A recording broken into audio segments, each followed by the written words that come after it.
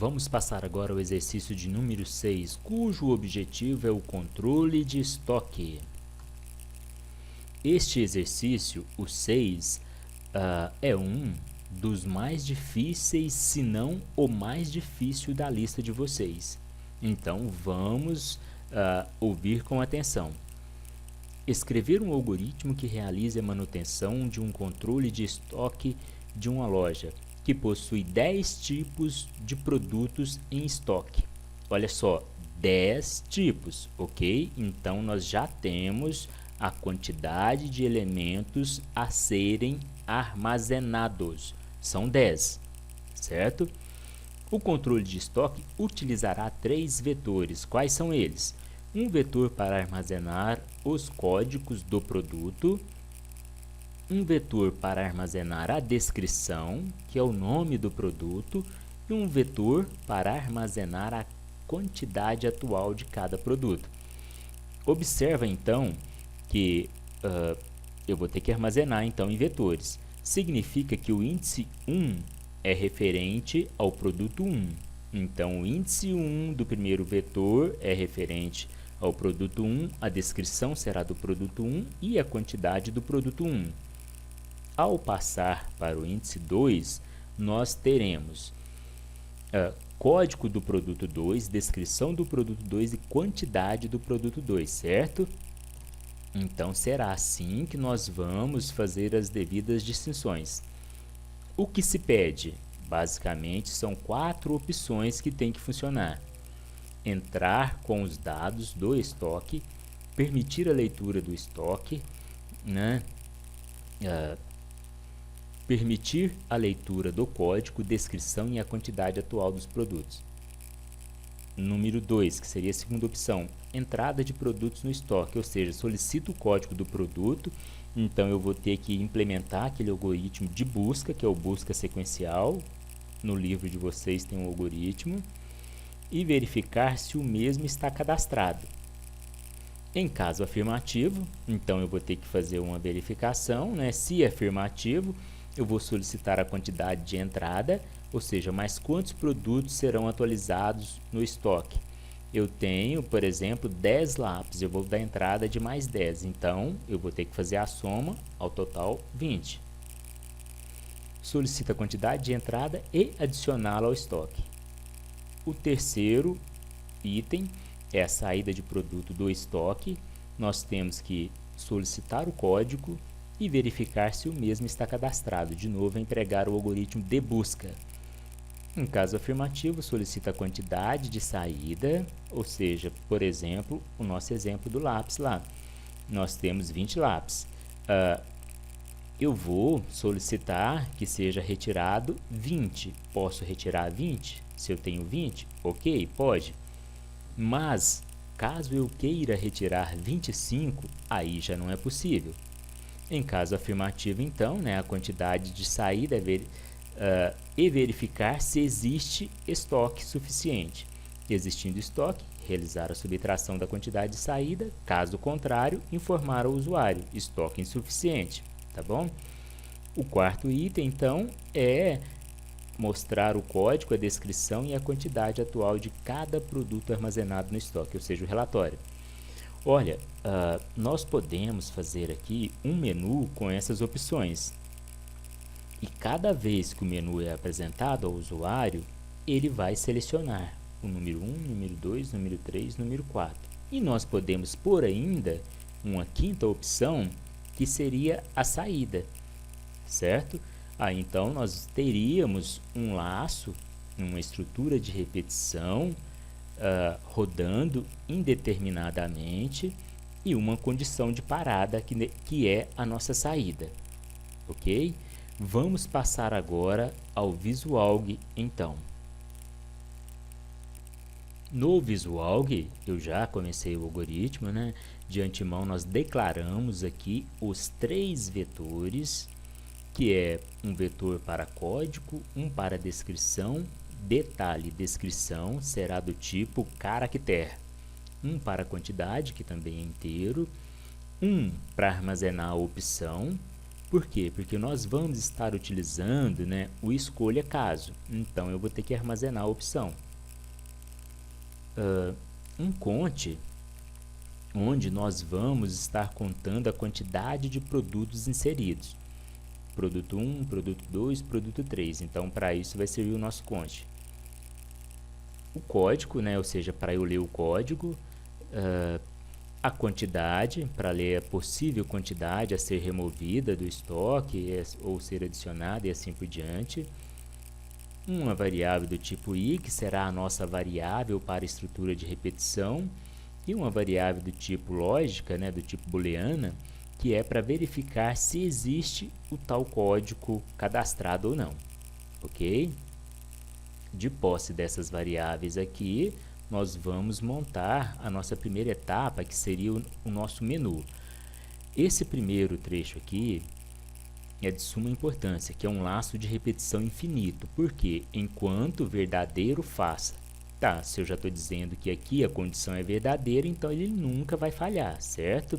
Aí eu tenho que ter uma opção que obriga a sair, eu tenho que ter uma instrução que interrompa a execução desse laço infinito. Eu vou montar aqui, dentro dessa estrutura de repetição, que é o enquanto, o nosso menu de opções. A primeira opção, entrar com os dados do estoque. Segunda opção, entrada de produtos no estoque, ou seja, aumentar a quantidade, atualização de quantidade. Saída de produtos, redução de quantidade e o relatório. E o 5 aqui, que é o nosso sair. Feito isso, então, eu vou ler a opção do usuário no escolha. Não está aqui acontecendo a verificação da opção de entrada 1, 2, 3, 4 ou 5. Por exemplo, se ele digitar 7, vai ler do mesmo jeito, concordam? E aí, pessoal, pensam vocês numa possibilidade de estar fazendo, né, essa verificação dessa entrada, ou seja, eu só posso aceitar números de 1 a 5, então vamos validar ela. Aí nós temos o escolha, né, o escolha caso 1, que não está o código pronto, para o caso 2, caso 3, caso 4, caso 5, que é o interrompa, certo? Vamos rodar aqui, né, o nosso algoritmo para ver se funciona. Eu vou digitar 1, não saiu, 2 não saiu, 3 não saiu, 4 não saiu e 5 funcionou. A nossa estrutura interrompeu, né, o nosso laço infinito de repetição. Agora vamos pensar no código da primeira etapa, que é a entrada de dados. A nossa primeira etapa, então, caso o usuário escolha a opção 1, o objetivo é cadastrar os elementos do estoque. Foi inserido aqui essa função limpa-tela, né, porque a princípio vai ficar apresentado na telinha dele este menu. Como ele já escolheu, eu vou pedir para limpar. Ao entrar aqui, o conte, que vai contar a quantidade de produtos, inicialmente ele está com 0, nós podemos olhar o teste de mesa aqui, certo? Aí então eu vou atualizar somando 1, adicionei 1, ou seja, vou começar no primeiro produto. E aqui nós temos a validação dos elementos de entrada, ou seja, esse conte só vai cadastrar enquanto ele for menor ou igual a 10. Por quê? Porque foi solicitado somente 10 produtos, certo? Aí, a primeira mensagem, né, é para falar que ele vai cadastrar novos produtos, digita o código, ele vai armazenar onde? Código, produto, índice, conte. Digite a descrição, armazena onde? Descrição, índice, conte. Digite a quantidade, vai armazenar em quantidade, prod, índice, quant. E fecha a nossa estrutura condicional aqui, que é o se, fim, se. Vamos salvar, vejamos se funcionou. Vamos rodar aqui. Ele tem que limpar a tela e apresentar as possíveis condições. Ok, limpou a tela. Digite o código, por exemplo, 11. Digite a descrição. Lápis. Quantidade, 10. Ok, aí ele vai, saiu, retorna lá para o nosso menu. Ok? Caso eu resolva inserir de novo, aí vocês têm que pensar o seguinte: o código ele é controlado, né, pelo usuário, ou seja, se o usuário quiser inserir o mesmo código para o produto 2, vai inserir. Só que aí a nossa lógica fica errada. Então, você tem a obrigação de inserir códigos diferentes, certo? Caneta 5. Bom, não tem mais nenhuma opção, certo? A não ser a opção 5, que é o sair. Saímos. Entenderam, então, como é feito o nosso cadastro? Desenvolvendo a nova funcionalidade, que é a 2, cujo objetivo é entrada de produtos no estoque, ou seja, na verdade, ele vai ter que ler o código, aplicar um algoritmo de busca. Ao aplicar o algoritmo de busca, ele tem que trazer consigo o índice desse elemento e atualizar a quantidade de estoque, de acordo com a nova quantidade, né, a ser adicionada pelo usuário. Como é que ficaria o nosso código, então? Primeiro, nós estamos aplicando aqui o limpa-tela, que é para limpar o menu, assim como do anterior. O escreva para dar instruções ao usuário do que ele deve fazer, entrada de produtos. Digite o código para pesquisa, lê o código. O busca sequencial, na realidade, é uma estrutura de repetição que vai varrer todo o vetor, né, verificando se existe um código produto do índice I que seja igual ao código digitado. Caso seja, eu vou solicitar que o usuário digite a quantidade. Eu vou ler essa quantidade, aí então eu vou acrescentar essa quantidade no índice I, certo? Ou seja, o índice que conseguir, né, essa igualdade aqui, que é realmente o elemento que eu busco. E por último, eu atualizo a variável booleana, né, existe código para verdadeiro. Por quê? Porque se não existir, ele vai ter que me dar essa mensagem aqui, ó, código inexistente, certo? Aí, pessoal, quando for verdadeiro, ele vai passar aqui, vai ser verdadeiro o código existente. Nós temos uma negação aqui, ó, não verdadeiro, vai ser falso. Então, ele não vai entrar aqui. Tudo bem? Então, isso aqui é lógica, né? Aí, vamos pensar o seguinte. Ele digitou o código, nós digitamos o código 1122 e agora eu vou pesquisar o código 33 aqui. Supondo, tá? Nós estamos apenas fazendo indagação para ver se o algoritmo funciona. Código 33, ele vai varrer todo o vetor com a nossa estrutura de repetição, vai fazer as comparações. Nós digitamos anteriormente só o 1122, então vai falhar. Ele chega nessa estrutura condicional, o existe código está como falso. Não, do falso é verdadeiro, ok? Então, ele vai entrar aqui e escrever código inexistente. Vamos rodar, então, para ver se funciona. Ao executar o nosso algoritmo, primeiro nós temos que cadastrar, não tem nada cadastrado. Opção 1, código 1, descrição lápis, quantidade 10. Vou inserir mais um, que era o nosso teste, que nós já fizemos anteriormente, o código 22, descrição caneta, quantidade 5. Agora, nós vamos entrar com mais um produto. Por exemplo, lembra do 33 que nós fizemos o teste? Não existe, certo? Então, ele tem que falhar. Ó, código inexistente, ok? Olha, a mensagem de código inexistente apareceu várias vezes aqui, significa que ela deve estar no lugar errado, ou seja, dentro da estrutura de repetição. Vamos ver o código? Então, vamos apertar o 5, sair, finalizamos. Sim, exatamente, olha só, né? O fim para, ele foi finalizado aqui embaixo.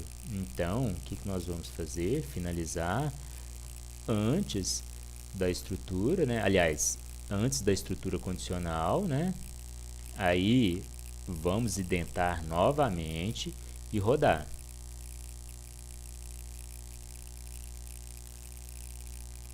Cadastrando. Vamos colocar qualquer número só para agilizar, porque senão o vídeo vai ficar muito rápido. O importante para nós aqui é o código, certo? E vamos digitar o 2, que é a entrada. Por exemplo, pesquisar o 33. Agora ficou certo, né? Código inexistente. Mas ainda assim, nós vamos ter que fazer uma melhoria aqui, né? Vamos ter que colocar um elemento para jogar na linha de baixo, porque tá tudo emendado aqui, não tá? A próxima verificação é com um código existente, por exemplo, o código 22. Então, ele não deu código existente, já solicitou a quantidade a ser adicionada em estoque, por exemplo, 5. Adicionou. Como que nós vamos ter certeza dessa adição, né? Uma das possibilidades aqui seria a gente dar uma olhada no teste de mesa ou fazer, né, o nosso relatório aqui. Então, vamos fazer agora o próximo, que é o 4, o relatório. Para isso, vamos sair. Lembrando, então, o relatório vai ficar no caso 4 e o objetivo dele, né, é imprimir o código, a descrição e a quantidade. Olha, são vetores. Para isso eu preciso de uma estrutura de repetição que comece e finalize com um contador em incremento, certo? Aqui está o nosso código, então. Limpando a tela, relatório, estrutura de repetição de I, começando de 1 até 10, e eu vou escrever aqui, certo? Melhorias que vocês poderiam fazer nesse código. Ele imprime, inclusive, quando está em branco, correto? Ou seja, se eu não cadastrei nada, ele vai imprimir nada. Vamos ver? A primeira vez que eu rodo não tem nada, mas eu vou apertar em relatório, ele vai me imprimir um monte de branco aqui. Tem necessidade de imprimir código 0, descrição vazia, quantidade 0? Não, não tem. Vocês podem pensar em otimizar esse código, tá bom? Como eu vou fazer para que não seja apresentado um código quando é 0, ou seja, quando não tem nada cadastrado. E aí fica para vocês pensarem. Primeiro passo, então, nós vamos inserir os elementos. O código 11, lápis, quantidade 10. Vamos digitar a caneta agora, né? Caneta, código 22, descrição, caneta, quantidade 5. Bom, chegou para nós mais 5 canetas, então eu vou dar entrada de produtos no estoque. Tudo suposição, vocês poderiam pôr qualquer outro produto, tudo bem? Vamos 2, vou digitar o código. Qual era o código da caneta? 22, certo? Existe, me pediu a quantidade, eu vou pôr mais 10. Agora eu vou pedir o relatório, que é o 4. Vamos ver quantos tem lá. Ok, código 22 tinha 5, passou para 15. Vamos adicionar mais um no 11 aqui, para conferir. Código de pesquisa 11, quantidade em estoque, eu vou adicionar 10. Vamos ver agora quantos ficaram. 20, tinha 10, adicionei mais 10, 20, correto? Então, o que está faltando para nós agora é fazer aqui o terceiro, que é a saída. Para isso, então, né, vamos sair do menu de execução e pensar no código que será inserido aqui no caso 3. Pensando no caso 3, a princípio, nós vamos ter que verificar se existe o código digitado em estoque. Caso exista, solicite a quantidade. Se essa quantidade não ultrapassar a quantidade que eu tenho em estoque, então será feita a retirada, a subtração. Vamos ver como fica o código? Primeiro, eu limpo a tela, dou o primeiro comando para avisar para o usuário que ele está trabalhando com saída de produtos de estoque. Solicito, digite o código para a pesquisa, né? Então ele digitou, armazenou. Eu vou obrigatoriamente inserir aqui falso, nem existe código, a princípio não existe. A nossa estrutura de repetição vai de 1 a 10, porque nós temos 10 elementos, né, possíveis de serem cadastrados. E aqui o nosso busca sequencial, que é o algoritmo que varre o vetor elemento a elemento, fazendo a comparação para ver se é igual o código digitado com o código produto cadastrado. Caso seja, eu vou solicitar a quantidade a ser removida do estoque. Leio e armazeno em quantidade. Antes de fazer a subtração, eu verifico se o que eu tenho em estoque, certo? Este vetor armazena a nossa quantidade em estoque, é maior ou igual à quantidade solicitada. Caso seja, eu vou fazer a subtração e atualizar o valor do meu estoque, que está no vetor quantidade produto no índice I. Tudo bem? Ora, caso não seja maior ou igual, eu tenho que dar uma mensagem para o usuário. Que mensagem é essa? Quantidade em estoque inferior à solicitada. Então, não pode remover. Tudo bem? E se existe esse código, né, a nossa variável booleana que verifica a existência vai para verdadeiro e não será dada essa mensagem aqui de código inexistente. Vamos aproveitar para ver se ela está dentro da estrutura de repetição. Não, a estrutura de repetição está fora, então ela será mostrada apenas uma vez. Ok, vamos ver se funciona. Vamos rodar então. A princípio, vamos cadastrar de novo o código 11. Poderia ser de novo qualquer descrição, qualquer quantidade. Vamos colocar outro código aqui para ficar diferente. Por exemplo, agora vamos colocar o código 100. Descrição. Teste, pode ser qualquer descrição, quantidade também qualquer quantidade. Bom, vamos dar saída do produto em estoque. 3, vou, por exemplo, nós temos o 11 e o 100, né? Vamos no 100. Digite a quantidade removida, eu só tenho 1, vou pôr 2, ele tem que dar uma mensagem, né? Ok, ó, quantidade em estoque inferior à solicitada, não removeu. De novo, eu vou solicitar a saída do 100 e vou pedir para remover 1. Removeu, vamos pedir o relatório para ver se ele tem 0? Exatamente, olha só, não tem mais nenhum elemento, então está funcionando. Agora, o que eu posso fazer? Olha, chegou mais um elemento aqui do código 100, então vamos atualizar o estoque, vamos lá? 2, o 100, digite a quantidade a ser adicionada no estoque, por exemplo, 20. Vamos ver o nosso relatório. Agora nós temos 20 aqui. Bom, vamos dar mais uma entrada aqui, né, de elementos no estoque, no 1, só para fechar o nosso teste. Código 33, descrição teste, quantidade 33. Fechando o nosso relatório. Ok, certinho. Com isso, então, pessoal, nós finalizamos o nosso algoritmo. Vamos ver aqui quantas linhas o nosso código ficou. Olha, esse código aqui é o código mais extenso, né, que nós já fizemos até agora, com 96 linhas, certo? Bom, então, pessoal, este aqui seria um dos mais difíceis da lista de vocês. Com isso, finalizamos o nosso exercício.